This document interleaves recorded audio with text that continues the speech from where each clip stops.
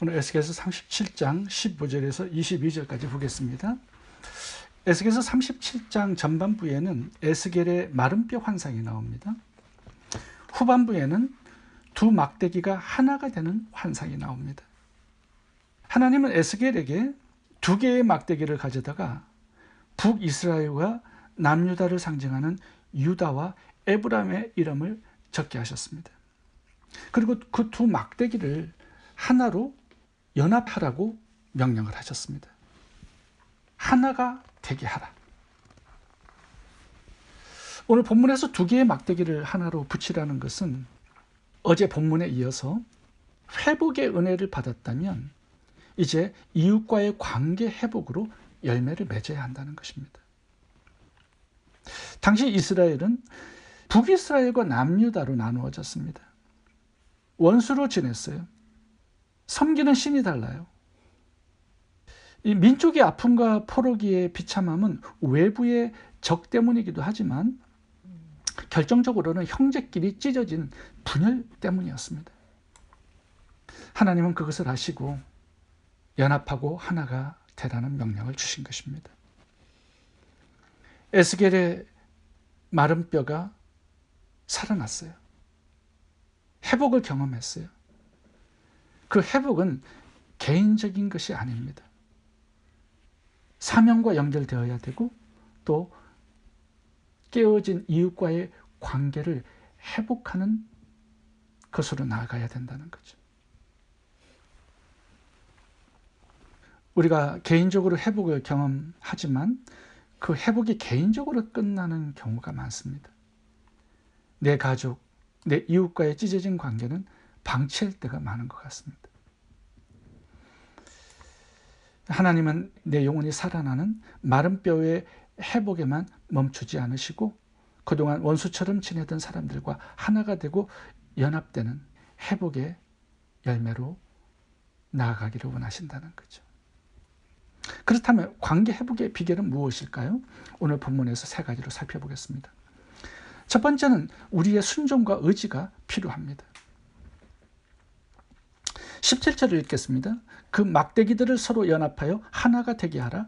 내 손에서 둘이 하나가 되리라.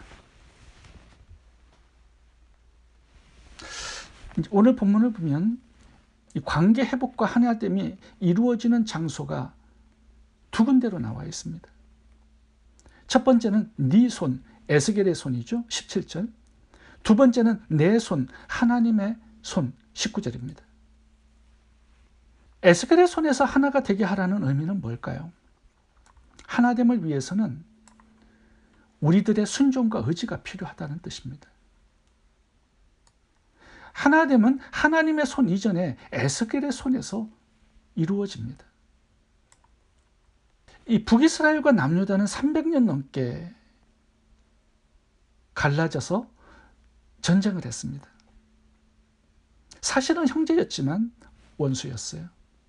회복은 불가능합니다. 서로 다른 신을 섬겨요. 감정의 골은 골짜기가 아니라 협곡처럼 깊었습니다. 이 둘이 그럼 어떻게 하나가 될 수 있겠습니까? 네 손으로 직접 그것들을 연합해서 하나가 되게 하라고 명령합니다. 서로 연합하라. 카라브라는 동사는요, 밀착시키다, 붙이다 이 뜻이에요. 그러니까 하나됨을 위해서는 누군가 에스겔의 손처럼 먼저 손을 내밀어야 합니다. 먼저 접촉하는 사람이 있어야 합니다. 저 사람이 먼저 사과하면, 상황이 좋아지면 이게 아니라 하나됨을 위해서는 내가 적극적으로 액션을 취해야 한다는 거예요. 순종의 발걸음을 내딛는 적극적인 노력이 필요하다는 것입니다. 하나됨은요, 감정이 정리된 후에 오는 결과가 아니라 순종의 손을 먼저 내밀 때 시작된다는 것을 교훈으로 주고 있습니다. 요셉의 이야기를 살펴보겠습니다. 사실 요셉의 이야기를 보면요, 자신을 인신매매했던 형제들과 화해를 이루고 하나 된다는 것은 거의 불가능한 일입니다. 13년간 고통의 세월을 보냈어요. 그리고 요셉은 애굽의 총리가 됩니다. 나중에 형들을 만났을 때 복수할 수 있는 권세가 요셉에게 있었습니다. 근데 요셉이 먼저 용서하고 화해의 손길을 내밉니다. 형들이 죽을까 봐 벌벌 떠니까 근심하지 마소서. 하나님께서 나를 먼저 선교사로 파송하셨습니다. 당신들의 생명을 위해서. 형제들을 기근에서 살리기 위해서 애굽으로 이주시키죠. 그 자녀들까지 돌보아줍니다. 이렇게 적극적으로 노력했을 때 화해가 이루어진 거죠. 요셉을 통해서 12지파가 세워지고 오늘날 이스라엘이라는 국가가 나왔습니다. 그 속에 예수 그리스도가 탄생하신 거죠. 우리는 열심히 기도도 하고 말씀도 묵상하지만 마음이 상한 배우자, 가족, 서먹해진 친구, 껄끄러운 이웃 관계는 시간이 해결해 주겠지라고 방치할 때가 많습니다. 오늘 에스겔이 먼저 손을 내밀었기 때문에 갈라진 관계가 치유되고 회복되고 하나가 된 것처럼 여전히 마음에 담을 쌓고 있는 사람이 있다면 한번 돌아보시고 먼저 카카오톡 메시지나 따뜻한 말 한마디로 화해의 손길을 내밀어 보시기 바랍니다. 두 번째 하나됨은 하나님의 은혜가 필요합니다. 19절 읽겠습니다. 내가 에브라임의 손에 있는 바 유다의 막대기에 붙여서 한 막대기가 되게 한 적 내 손에서 하나가 되리라. 17절은 에스겔의 손에서 하나가 되리라. 19절은 하나님의 손에서 하나가 되리라. 두 개의 손이 나옵니다. 이 하나됨과 연합은요, 우리의 노력만 가지고 되는 것이 아니다라는 뜻이에요. 하나님의 손에서 비로소 하나 되고 연합될 수 있다라는 메시지를 주고 있는 것입니다. 하나님께서 17절에서는 에스겔을 주어로 삼으셨습니다. 인간의 노력이 필요하다라는 거죠. 근데 19절에서는요, 하나님께서 주어를 바꾸셔서 하나님 자신을 주어로 삼으셨습니다. 왜 주어를 바꾸셨을까요?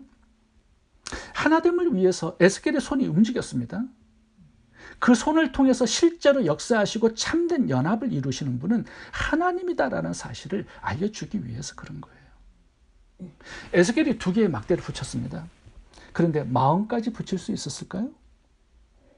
갈라진 형제의 마음을 녹이는 거, 300년 묵은 원한을 푸는 거, 실제로 사랑의 띠로 하나됨을 만들어 주시는 분 하나님밖에 없습니다. 그래서 하나님의 개입하심, 터치하심, 하나님의 은혜를 사모하고 기도하는 게 중요하다는 거예요. 배우자와 하나 되고 연합되는 것도 마찬가지죠. 뭐 장미, 백송이 사준다고 마음이 풀어지는 거 아닙니다. 같이 외식한다고 마음이 하나가 되는 거 아니에요. 하나님이 은혜를 주셔야 합니다. 그러니까 매일마다 기도하는 게 필요하겠죠. 창세기 32장에 보면 야곱이 형 에서와 화해하는 이야기가 나옵니다. 근데 이 화해와 하나됨에 있어서 야곱은 약복강에서 철야 기도를 해요. 그 철야 기도에 야곱의 영안이 열립니다. 그래서 하나님의 군대가 와 있는 것을 보게 되죠. 바로 하나님의 터치하심이, 개입하심이 있어야 결국 하나가 된다라는 메시지를 주고 있는 것입니다. 우리가 화해의 첫걸음을 내디딜 때 그 연약한 순종의 행위를 붙드셔서 진짜 열매로 만드시는 분은 하나님이라는 것을 알아야 합니다. 하나됨은 언제나 하나님의 손이 개입하실 때 완성되는 것이에요. 그래서 우리가 하나님의 은혜를 간구하고 기도해야 한다는 것을 결론으로 얻게 됩니다. 세 번째, 하나됨을 위해서 사명에 헌신해야 합니다. 하나님께서 에스겔 골짜기의 마른 뼈를 살리신 이유가 뭘까요? 군대를 만들기 위해서입니다. 군대는 사명을 상징하는 단어예요. 군대는 자신을 위해서 살지 않습니다. 하나님의 나라를 위해서, 하나님의 영광을 위해서 전투하는 사람들이 모인 곳이 군대입니다. 그런데 생각해 보세요. 모든 군인들이 각자의 길을 가요. 각자의 목적이 있어요. 그러면 군대는 하나 될 수 없겠죠. 군대는 철저하게 상관의 명령 아래서 하나가 돼야 합니다. 그게 군대예요.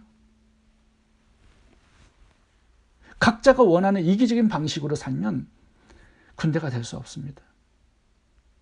모든 군인들이 나라를 위해 희생하는 그 사명으로 하나가 되어야 비로소 군대가 되는 것입니다. 우리가 인간적으로 친교를 한다고 커피 마시고 함께 식사한다고 하나가 되는 거 아닙니다. 인간적인 화해와 하나됨이 얼마나 오래 가겠습니까? 하나님께서 명령하신 땅끝까지 복음을 전해서 그리스도의 재림을 준비하는 이 사명에 우리 모두가 헌신할 때 그곳에서 하나님께서 함께 하시고 우리가 하나가 되는 것입니다. 출애굽기에 보면 분열된 이스라엘 12지파가 하나가 된 곳이 있습니다. 가나안 땅 정복 전쟁이에요. 이스라엘 전체가 하나님 말씀에 하나가 됩니다. 가나안 땅을 정복해서 그 땅에 예수님의 초림을 준비하는 사명에 하나가 됩니다. 여리고성 정복도 봐보세요. 모든 군대가 여리고성을 7일 동안 13바퀴를 돌라는 말씀에 하나가 되었어요. 그 하나됨 속에 하나님이 개입하시고 지진을 일으켜서 그 성을 무너뜨리십니다. 우리가 하나 될 때 하나님의 기적이 일어나요. 두세 사람이 모인 곳에 내가 함께 하리라 주님 약속하셨어요. 말씀 안에서 사명 안에서 하나가 될 때 이스라엘 백성들은 가나안 땅 13번의 큰 전쟁에서 승리하고 그 땅을 기업으로 얻은 것입니다. 사도행전 13장에는 안디옥 교회가 나와요. 이 안디옥 교회는요, 참 다양한 사람들이 모였습니다. 유대인, 이방인, 귀족, 노예도 있습니다. 사도행전 13장 1절을 제가 읽겠습니다. 안디옥 교회에 선지자들과 교사들이 있으니 곧 바나바와 니게르라 하는 시므온과 구레네 사람 루기오와 분봉왕 헤롯의 젖동생 마나엔과 및 사울이라. 니게르는 흑인입니다. 헤롯의 젖동생 마나엔은 왕족입니다. 구레네 사람 루기오는 아프리카 사람이에요. 사회적 신분과 배경으로 도저히 하나가 될 수 없는 사람들이 모인 교회였습니다. 근데 놀라운 것은 하모니를 이루어요. 하나가 되고 연합합니다. 그 이유가 뭘까요? 이 교회가 바울과 바나바를 선교사로 파송합니다. 그리고 그들을 후원해요. 땅끝까지 복음을 전하는 이 선교적 사명에 온 교인들이 하나로 뭉쳤습니다. 그래서 로마 복음화, 유럽 복음화의 아름다운 선교적 교회로 쓰임을 받은 것입니다. 교회가 내부 문제에만 갇혀 있으면요, 사소한 일에도 쉽게 쪼개집니다. 눈을 들어서 영혼 구원과 세계 선교라는 하나님의 거대한 사명을 바라볼 때 모든 갈등은 하나님께서 처리해 주시죠. 그리고 성령의 통치와 인도를 받는 교회가 되는 것입니다. 에스겔 골짜기의 마른 뼈를 살리는 것도 우리의 노력으로 되는 것이 아닙니다. 마찬가지로 하나됨과 연합도 우리의 힘과 노력으로 되는 거 아니에요. 함께 예배하고 말씀 묵상하고 구제하고 전도하고 선교의 사명으로 시선을 돌리시기 바랍니다. 땅끝까지 복음을 전해서 그리스도의 재림을 준비하는 선교적 사명 안에서 헌신하고 희생할 때 우리는 온전한 연합을 이루는 하나님의 거룩한 군대가 될 수 있을 것입니다. 기도하겠습니다. 좋으신 하나님, 관계 회복과 연합을 위해서 노력하고 기도하는 저희들 되게 해 주옵소서. 복음을 전하는 선교적 사명 안에서 하나 되고 연합을 이루어 하나님의 군대로 세워지는 샬롬 교회가 되게 해 주옵소서. 예수님 이름으로 기도합니다. 아멘.